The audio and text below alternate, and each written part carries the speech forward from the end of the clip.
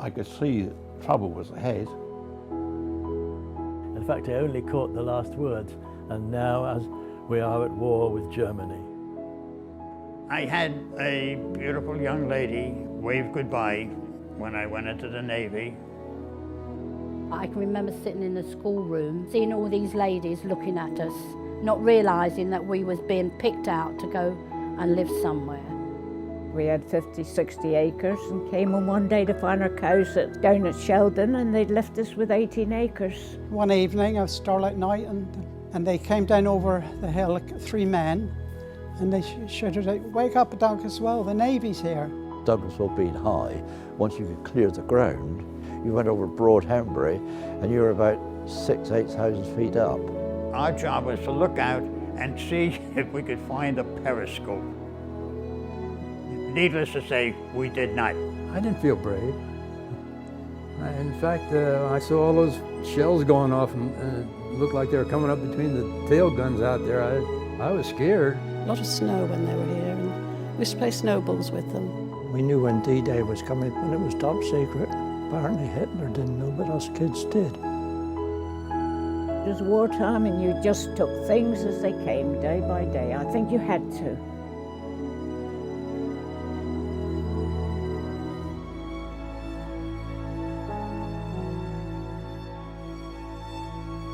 All the rural crafts were still there. You could still find wheelwrights. You could still find people who could build wagons. All the farming was still very active, and a lot of it was done by hand. Harvest was a wonderful experience because everybody joined in. 3 cars in the village at the time, and now there's 3 cars in some properties. Unless they'd have changed. I could see that trouble was ahead, and I went into the VR as soon as I was old enough. I started my training there, and I went in as a pilot under training. I can remember my father calling me out from the garden when that famous broadcast was made, which ended, in fact, I only caught the last words, "And now as we are at war with Germany." I can remember quite clearly, it was a Sunday morning and we had our radio on, which was an accumulator and dry battery radio, and hearing the news. And I remember saying to my mother, I must run out and tell my father, which I did. I ran out into the yard where he was working with his cows. And yes, and I was really feeling quite excited about it then. I didn't realise what impact it was going to have on my own life from then on. It wasn't until the impact of blackout, being issued with a gas mask, rationing, and being told almost every day that there was a war on, and how that must affect everything, that it gradually dawned on me that there was a war on. And then, of course, my parents, my grandfather was called up, war work, my father, war work, off he went, and was away for the whole war and afterwards. And people started to vanish. Our government compulsorily purchased enough land to build the Dunkeswell aerodrome. So many of the small farms just disappeared. Well, we had a few cows, and well, as I've said, we had 50, 60 acres and came on one day to find our cows down at Sheldon, and they'd left us with 18 acres. The ministry had taken over and we hadn't had the letters to say they were going to do this. And the bulldozers were in and the diggers were in and the trees were gone and the hedges were gone, and just like that, just because we went out Saturday to market, as we always did. The landlord knew, but he thought we knew. It was a bit exciting, actually. You know, it was, I mean, living in the country, I mean, anything like that is something, oh, what's going on up there? Like, you know, because we didn't know what they was doing to start off with. Sometimes coming out of up Castle Hill, they call it, and I used to get hold of one of the stone lorries that was going up onto the aerodrome, and they would put their thumb up at the window, and I could hang on to the back. They would pull me up the hill. I can sort of remember all the Irishmen that came over to help build the aerodrome and that sort of thing, yes. And they'd come down to the farm for their milk, and very often we'd run out of milk because you know, they wanted so much. And we'd had to go to my uncle's farm to bring some milk over to help us out. Mm-hmm. The Ministry of Labour directed us to Dunkeswell on maintenance work, myself and my elder brother. It was something of an adventure to me, never having travelled very far. We used to normally come up, my father would, of a Sunday afternoon, once he closed the pub, say, right, we'll all go for a walk now, because you hadn't got any petrol, you couldn't go anywhere, you know, and we'd go for a walk, and we'd come up over here and try and work out where the runways were, and, you know, what they were doing. There is only one road into Seatown, which is the top road. They started taking the shingle quite early on. As far as I can remember, it was the Wimpy Company which took that material. I mean, there was no lights in the village. You only had a lantern, if you were lucky, or a torch, because the lorries were going all night long at times. In those days, the roads were A roads and B roads and country roads, and some of them were little more than tracks. But they were nearly all tarmacked around, so still a lot that weren't. As you come onto the flat top, a bit up on top of Dunkeswell, they had to alter the road because the aerodrome had expanded out over where the road was to. They seemed to race up the hill. At least you could hear them coming. You had time to get in and stand in the grass in the hedge. Get out of the way of the lorries. It was very short of petrol we were, but some trades, businesses, farmers and that were allowed so much petrol. If you like rabbit meat and the occasional pheasant and the odd pig that died, you know, because he had a sudden heart attack or something like that, and kale greens and turnips and swede, then you were all right. I think we were a lot better off than some of the lads in the town, you know, some of the people in the towns, but it still was hard. We accepted it. The amount of butter I put on my toast this morning would have, in those days, had to last me a week. Make, do and mend was one of the slogans, I mean, and that's what people did. From the outset, you wore hand-me-downs, and your mother got busy with the needle and she converted to all sorts of gear. Jumble sales were rife, and you turned up in the most appalling gear that had been gleaned from almost everywhere. Because there was 4 of us, often people in the village who had one child would sort of pass the clothes on, and I mean, one day you'd see one girl wearing that dress and the next day she'd grown out of it and someone else was in it. And the one phrase they kept hammering at us as youngsters was, "Don't you know there's a war on?" And so we had to accept, yes, there was a war on, and everyone had to make sacrifices. Nothing, no heat, no water, nothing. So my mother and brothers had to try and make a home. No mod cons, you know, scrape the ice off the windows in the morning to look out, yeah. As I say, I wasn't scared during the war at all. It was just something that was happening in a way. Something I knew was very serious and unworrying, but something the older people were dealing with, hopefully. We just didn't realise there was a war to start with because we just went to school as usual, but then all of a sudden the evacuees arrived and we realised that things weren't quite as they should be anyway. I went with my mother and father down to the village hall, and there were all these children and they had gas masks and labels on them. I can remember sitting in the schoolroom and having hot drinks, I believe it was cocoa, and seeing all these ladies looking at us, not realising that we was being picked out to go and live somewhere. My mother picked out these 2 brothers because my brothers were similar age. Others went to other farms and places.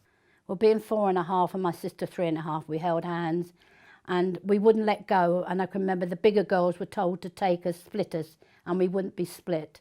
I know they were really unhappy to start with. I do remember that. I remember them crying and, you know, to start with. But I think my grandmother sorted that out. The headmaster was only told the evening before that the evacuees would be coming the next day, and there's one particular influx sent the school from 150 to nearly 400 pupils in overnight. We just didn't realise what the kids had gone through in London until when they bombed Plymouth one day. They came back and they dropped an odd bomb on the edge of the aerodrome, and we just all sitting there, village kids, thinking, oh, what was that? And we looked around and every kid from London was under the desk shaking, and then we realised, you know, just how frightened they must have been. They knew it all, but quite honestly, they did. They knew a lot more than we did. They educated us in lots and lots of ways. In lots of ways we educated them.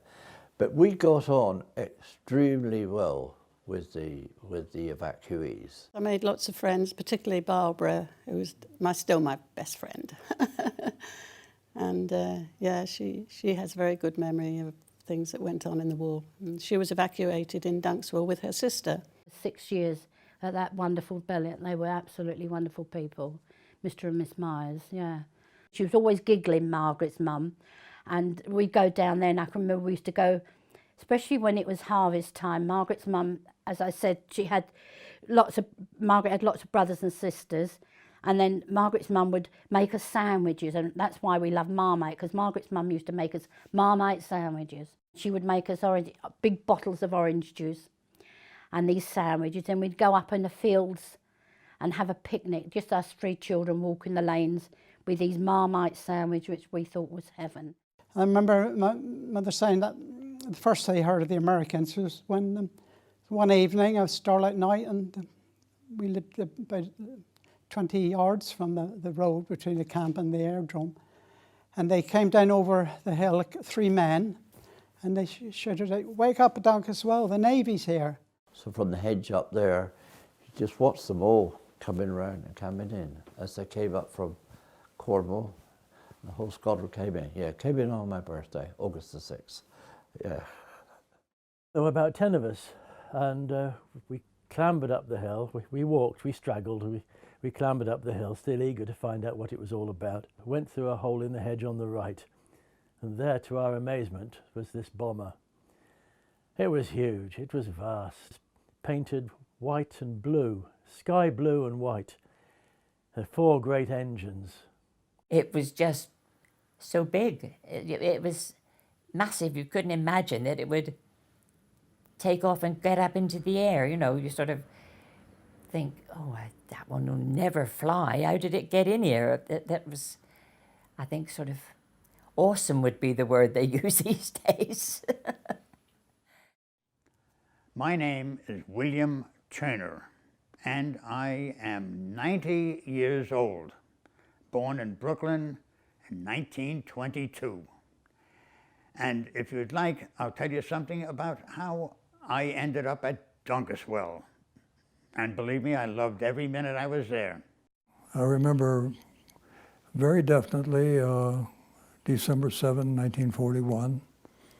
I was in college at the time. I'd gone home for the weekend, came out of the movie I'd gone to see, and they were selling extras on the newspapers.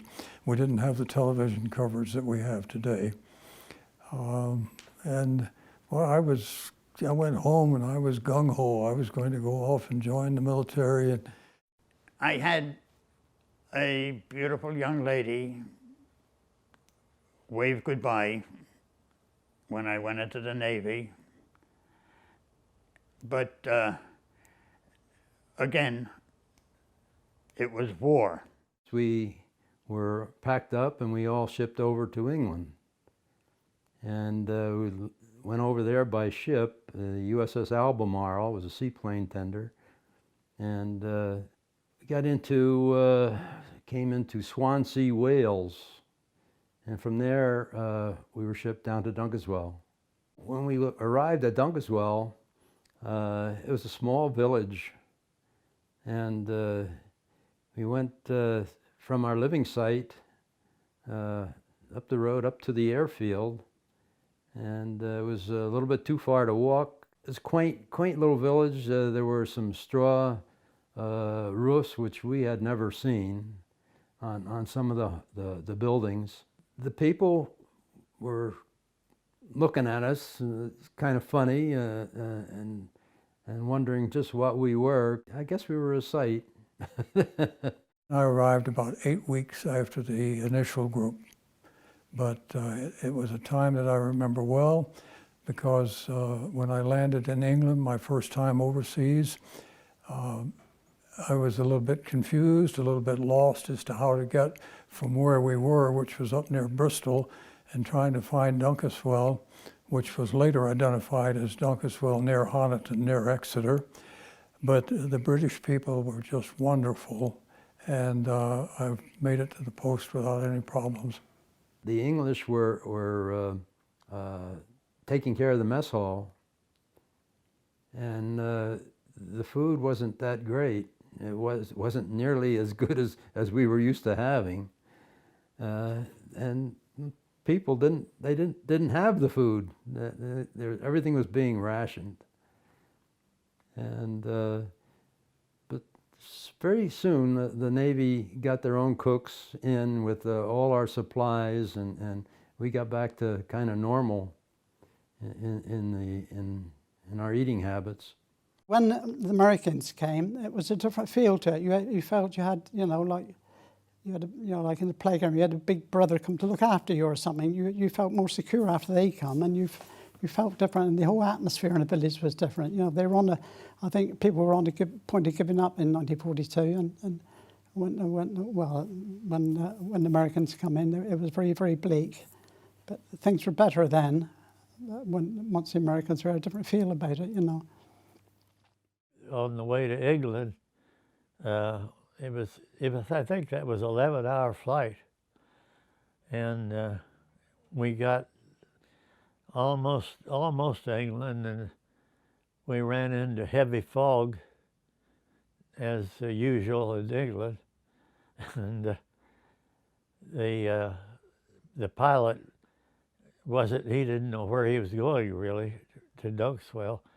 And finally, he told everybody to put their parachutes on. Oh, I was a passenger with crew number 12, and I can't remember why, but I was just the only passenger, and I just happened to have a parachute by me, and I grabbed it, but there was one of their radiomen that had no parachute, and you could imagine what might happen if it went down and with no parachute. But I really didn't understand that at the time. I just grabbed the chute and hung on to it, and he kept running back and forth from the flight deck back to the back of the plane looking for one that wasn't there. And when it started to get real serious, when the pilot said, relax, he got everything straightened out. And so we went on into Dunkeswell. I would say that it was a period of great adventure. It was a beautiful adventure, and it was the beginning of a whole new life for me. Action deserves a reaction, I guess, and you react. That's about where the bravery came in, I think, for most people. I didn't feel brave. In fact, I saw all those shells going off and it looked like they were coming up between the tail guns out there. I was scared. And the adrenaline starts, boy, and I'll tell you, you get going. The horror of the war itself, the actual killing and the maiming and all of that was not realized by us because we didn't see it and didn't participate in it. And it's sort of like you go to a movie today and you see a war film and you see Hollywood with all of its controlled explosions and people and things like that. And when the movie's over, you go out.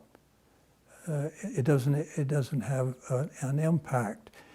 But when something happens where people that you know are involved, or colleagues are involved. I remember one time where one of our planes was on a training mission, and it had crashed and killed the entire crew. And as part of the investigation, they wanted pictures of it. And I flew with a crew and photographed this whole thing. The thing that really got to me, and it lingers with me even at this late date, was the horror of knowing that your comrades, people, had been actually killed, and the stench. That's the only way I can describe it. The smell of the bodies. Even today, all these years later, I can remember that smell. It was a horrible thing. Very close, very personal at that time.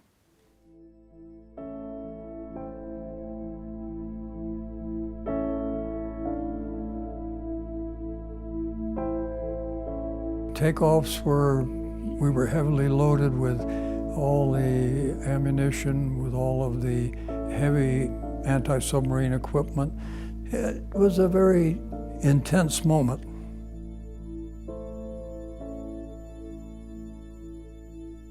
Of course, the airplane was fully fueled.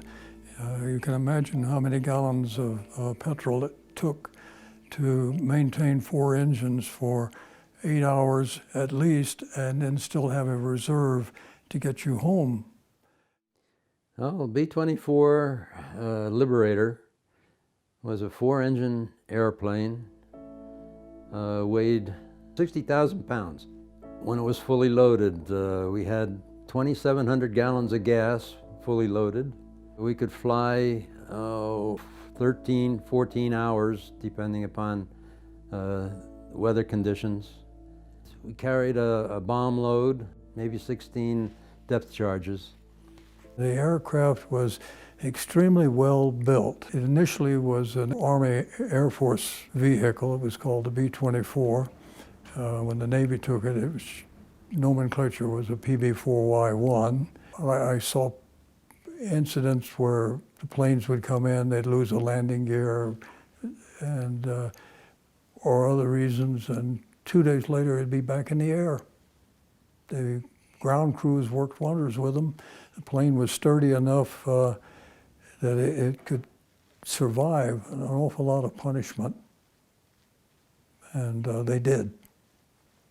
They determined some way that there were submarines in a certain area, maybe 1, maybe 2, and the area might be 100 miles by 200 miles or something like that. And we would fly around it and crisscross it, hoping to find the submarine on the surface. You're looking at a grain of sand in a bucket, you've got a problem. But if you put it into a saucer, then it's easier to spot. Trying to keep the submarines down, and which would shorten their voyage, or if they were on the surface, to run an attack. The navigator would follow one line down and then come over and then another line back. And then meanwhile, there's another plane somewhere coming in, and he would take the next line down and over. And we kind of blanketed the Bay of Biscay. We'd have a pair of binoculars, and our job was to look out and see if we could find a periscope. Needless to say, we did not. But the mission lasted for anywhere from 10 to 14 hours. There were 10 crewmen on the B-24, and 3 of us were radiomen, and we alternated between radio and radar and resting.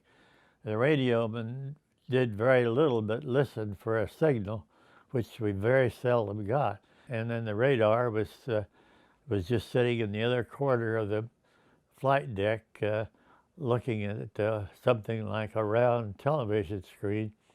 We got an indication on our radar one day that we were homing in on.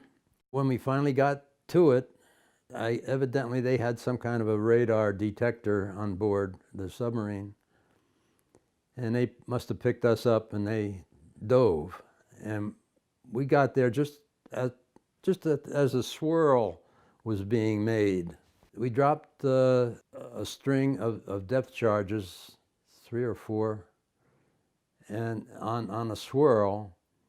We didn't know whether we got a hit or not. There was no wreckage and no oil slick or anything. So we dropped sonobuoys, which were long tube-like affairs with a radio in them, and they had a microphone in, and then they would send up a signal of any sound.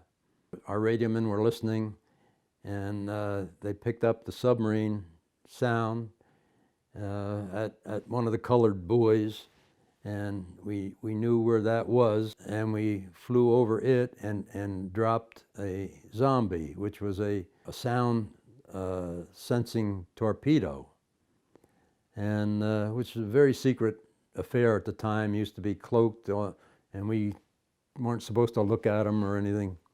Nobody saw any disruption in the water or anything, so we don't know whether it hit anything or not.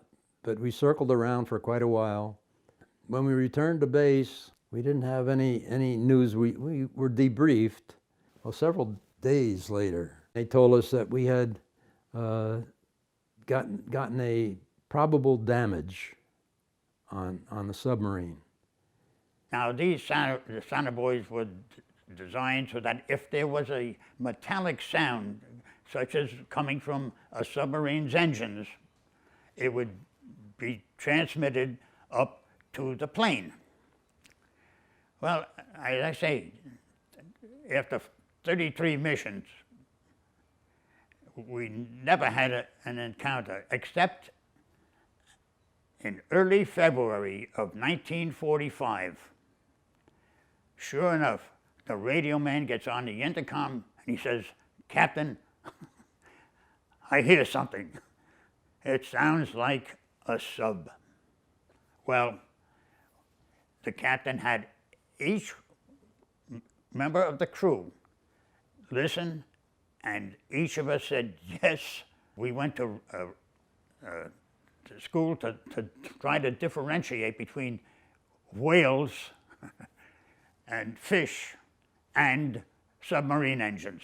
I mean, the PB-4Y carried 2 huge torpedoes. He said, "Drop the first bomb." It got, the tail end of it went down, but the front end of it didn't. It got hung up in the bomb bay, hanging half in and half out. Well, drop the second one, he says, which it did. It went down, and it wasn't too much later when we saw like an explosion of the water coming up where this bomb had sunk that submarine.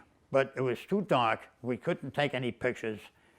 So we headed for home. But we had one problem. We had a big, they called them a zombie, the bomb, hanging half in and half out of the plane. Here it is, getting dark, running low on fuel, and the zombie. Well, the pilot must have gotten instructions from somebody because he headed for the nearest RAF base. Our aviation ordnance man, we tied a rope around his waist, and he climbed out into that bomb bay and defused that big zombie. All right. Still, here we are, coming in pitch black at night, and this thing hanging down. Well, don't you think that we weren't saying a lot of prayers when we hit that runway? Well, we did hit the runway. Big sparks and noise, and the zombie let loose. You know, we're coming in at 80, 90 miles an hour. The The bomb stayed there and we went forward, and as you can see, we lived.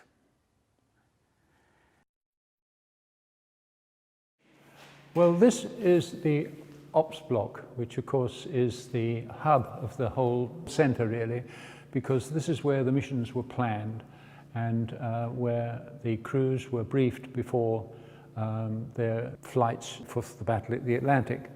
So it was a very important building, and the officers themselves who would be standing in the front here with all the men lined up before an operation would be in front of them.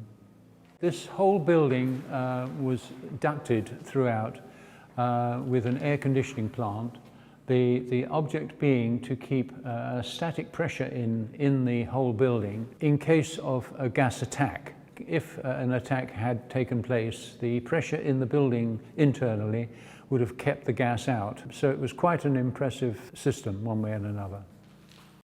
We're standing on the parade ground, yeah. Yes, look, there you are. It is definitely concrete.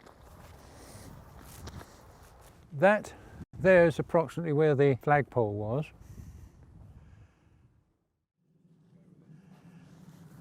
This is the entrance.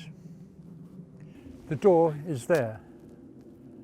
You would have seen those officers would have been coming up here. They'd have been coming out of this door. This, as I understand it, was a briefing room. It's a large room. It would probably take around about 150, 200 people. And down at the bottom end, one can see where there were some fire extinguishers and a bit of a dais down the bottom. But exactly what it was, it's down as an assembly room.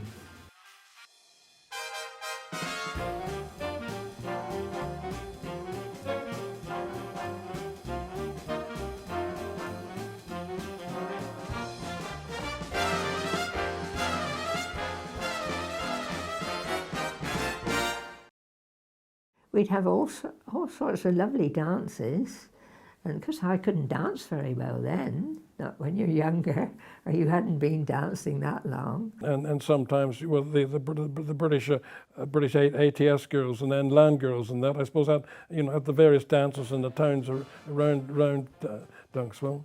Well, we always tried to look a bit smart, you know, because after all, we were going to meet all these lovely young men, weren't we?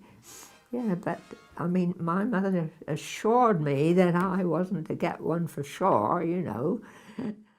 Nice people they were, nice American, very smart because got better uniforms than English, you see. Very smart. That's how I thought they were the bee's knees. I remember one of them said, well, you have got rhythm, and that was about all I did have, I think. Yes, no, I never really mastered it, I'm afraid. I wish I had now. It's so sad sometimes because some would have been out on a flight, you know, and hadn't come back. They'd lost their lives. And that's sad, isn't it? When you don't see the boy that you danced with the week before, he's not there anymore.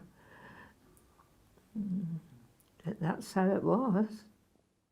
We used to go to film, take ourselves out to film night, but usually before film night, they would say, hey kids, do you want my ice cream ration? I don't know where they got the rationing from, but we used to go to an ice cream parlour, like you saw in the old film, you know, 1940s and 50s film with their ice cream parlour. I remember we all had to go at the front. I'd never seen a cinema before. So they all had to rearrange their seats so they accommodate with us kids sitting in the front. And there was this bright screen, I don't know what was on, probably a cowboy film or something.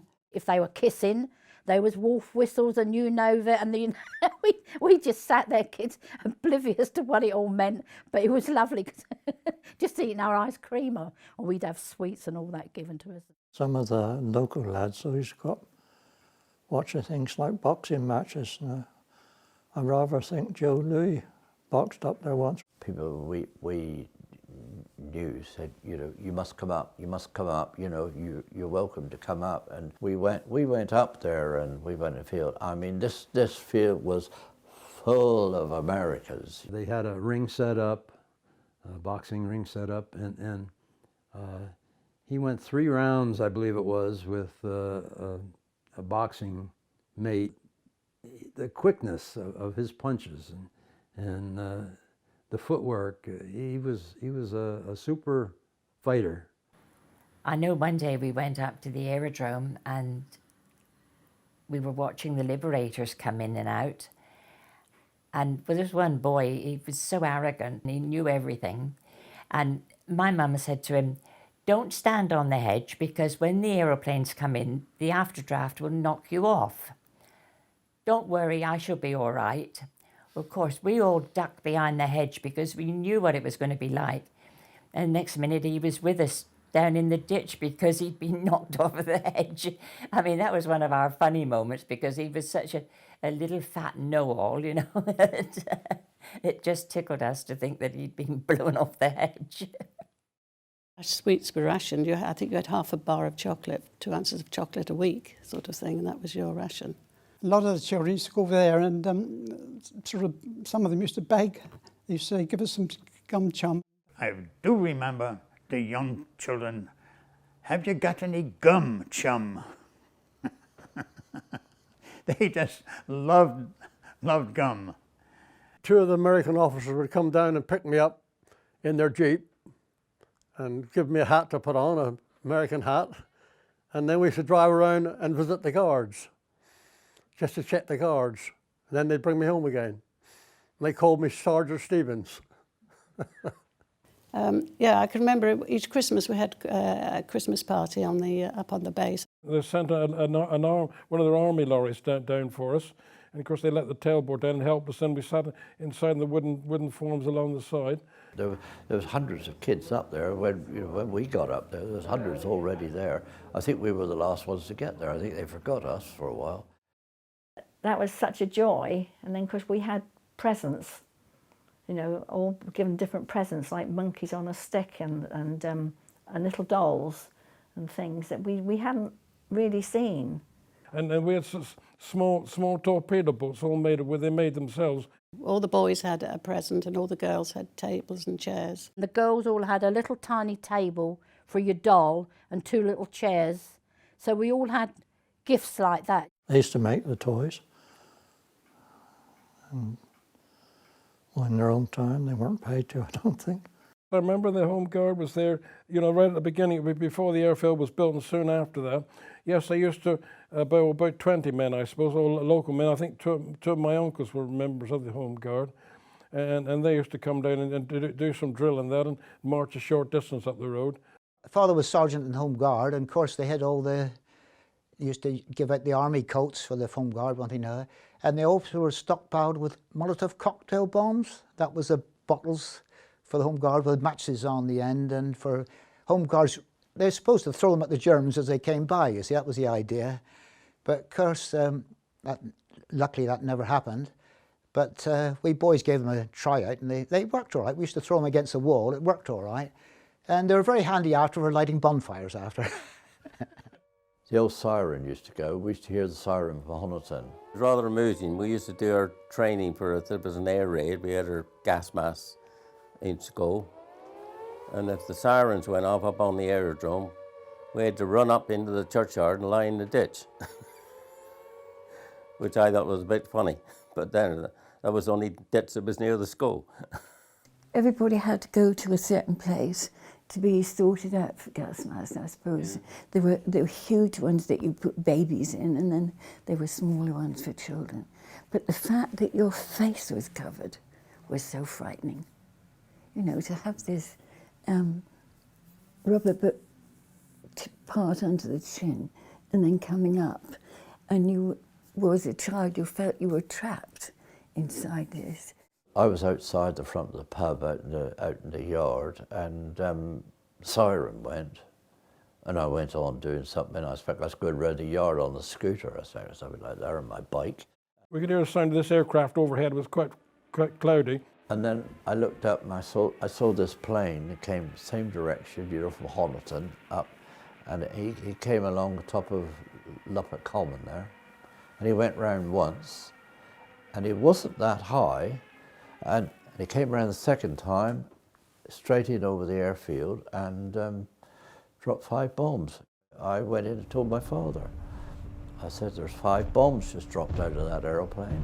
And then all of a sudden, boom, boom, yeah. Then we heard the explosions, about 4 or 5 explosions. Well, I heard this bang, didn't take no notice of it. We thought it was a funny sort of plane going over, you know, at the time. They had one small anti-aircraft gun opened up, but the aircraft wasn't hit.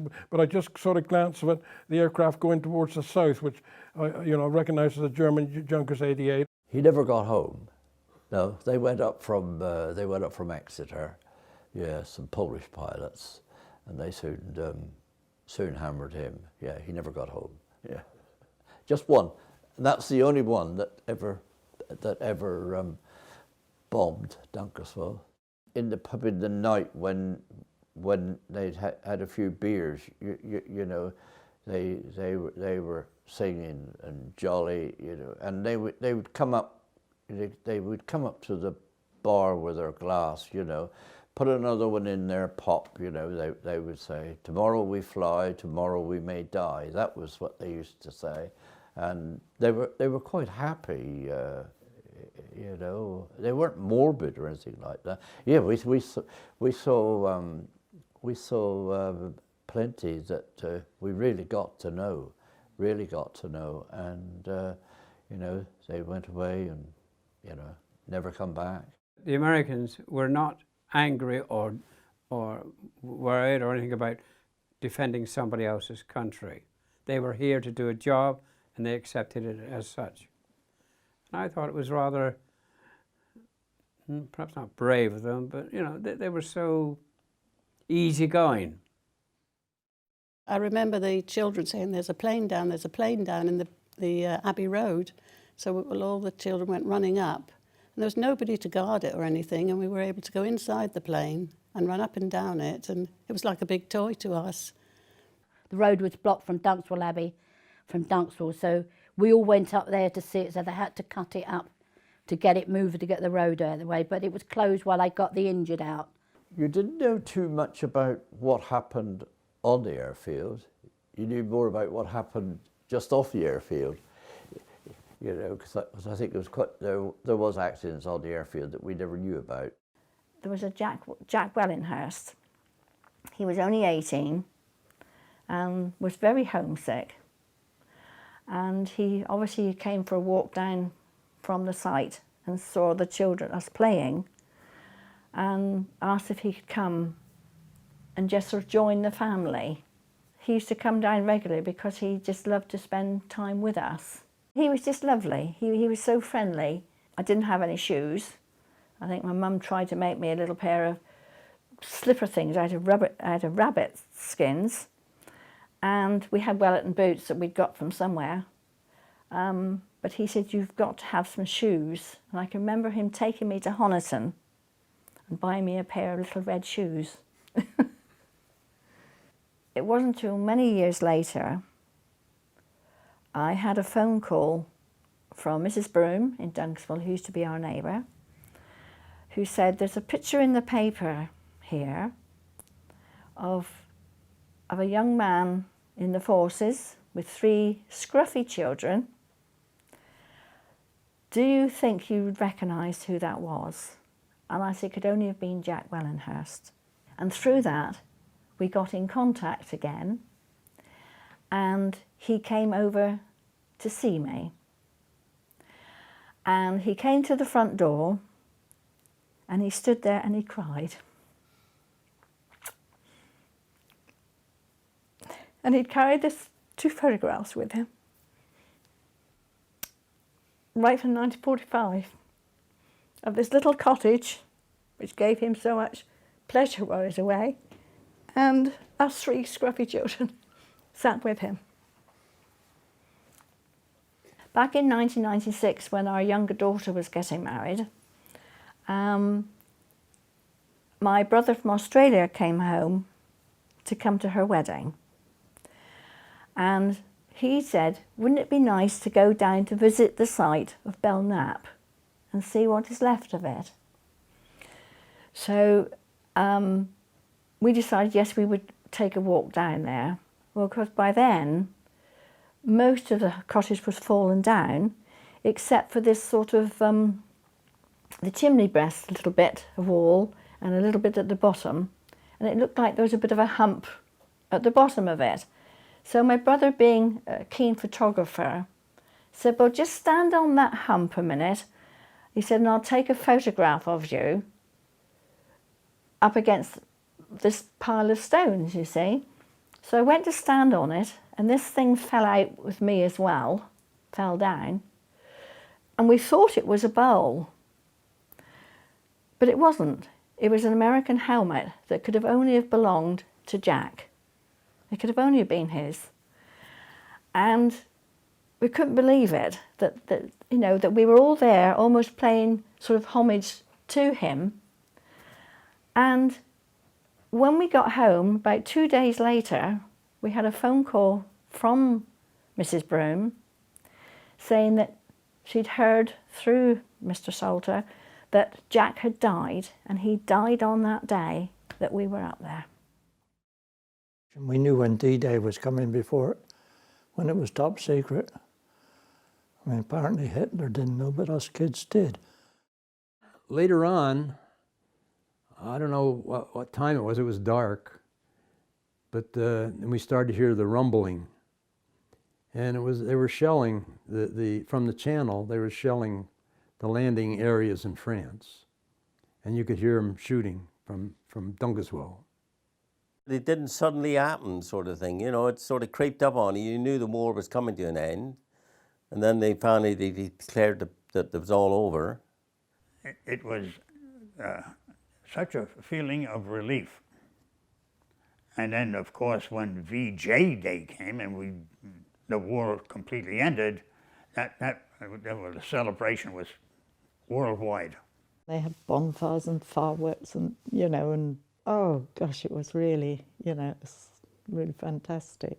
Everybody was very happy, and I was pleased because my sweetheart was coming home. Very sad day came, of course, when the Americans finally moved out. And I think it was probably sometime in late 1944, or maybe even early 1945. I don't know the actual dates, because dates weren't things that you worried about in those days. We more or less knew when the last ones were leaving, and they came down through. We'd been, you know, I'd lived there all through the war, from start to finish. And the last lorries went up over, and I know my mother said they're gone now.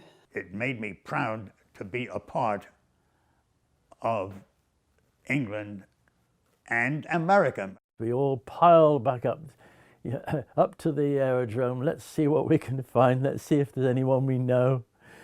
And they'd all gone. Everyone had gone. There were no white and blue Consolidated Liberator bombers there any longer. Lined up were Halifax bombers. Halifaxes and Lancasters. So things gradually quietened down, and it was back to normal. Looking back, I suppose we'd have got hold of more things. They told us we could have a Liberator for £50. And of course, we didn't have £50, we didn't have £50. But if we could have just had a Liberator, pulled it across with a tractor and left it in a corner of a field or something. The observation my wife has is that we grew up in a hurry during the war, which we did. It made a lot older people than we were. Made us a lot older than we were. The day that we heard that the war was over and we was going back to London, poor old Auntie Arthur must have been upset. Joyce and I were, oh, we're going back to London. Oh, it's lovely, we're going back to London. And as we turned around and looked at the cottage outside Mrs. Driver's thing, and it was the only cottage in the village, and what was hanging out of the front Uncle Bill's bedroom, the Union Jack. I couldn't believe it. And I can remember Margaret and her brothers up, and all the kids come up in the village. And, where did that come from? So she must have she had a flagpole about as long as this, and a flag, and this Union Jack was fluttering outside of the window, you know. Oh, lovely, you know, we'd never seen it before hanging up before. She had it hidden somewhere, but I don't know where, but she did. It was a very interesting period of my life, and one which I would never forget. Some details I've forgotten, but it's 69 years. and Yeah, that's a long time to hold on to memories. If I had it to do over again, I would take copious notes, you know, of you know, getting ready, getting woken up in the middle of the night. I'd eat more eggs. No. As I say, I loved every minute there, except those foul 4 o'clock mornings when the guy would come knocking at the Nissan hut. But the people were so friendly, and they just. I keep coming back to this word adventure. It was such a thrill for us young men to be thousands of miles away from the humdrum life that we were leading before the war. If you don't experience it, it's hard to imagine. I stopped to think to myself when I first went back, to think I was here when I was 14 and a half years old all those years ago. And I cannot believe even now that you people are here filming something that happened to me, what, 68, 69 years ago. It's incredible. Dunkeswell was a learning curve for me. I've been cushioned into a quiet village life, nothing to worry about, you know. I learnt a lot about life, what life was really like, what life is really like, even in wartime. It all became a reality to me, and I was in it. I was in it. It was wartime, and you just took things as they came, day by day. I think you had to, you know, like in circumstances like that. I think you had to, you know. You know, we're getting to be a scarce bunch anymore. And we're few and far between. What happens in the war, what happens to people, it's all by chance, I guess. I don't know how you've ever explained it otherwise. But we never felt that we weren't doing the right thing. Even today, if I think back and was I happy with my military time? Yes, I was. I felt that it was something that had to be done. I was happy. I was glad to have participated. I wouldn't want to do it again. It was so bewildering, really. But what I would say, perhaps to finish on I think your Methodist hymns got my mother going.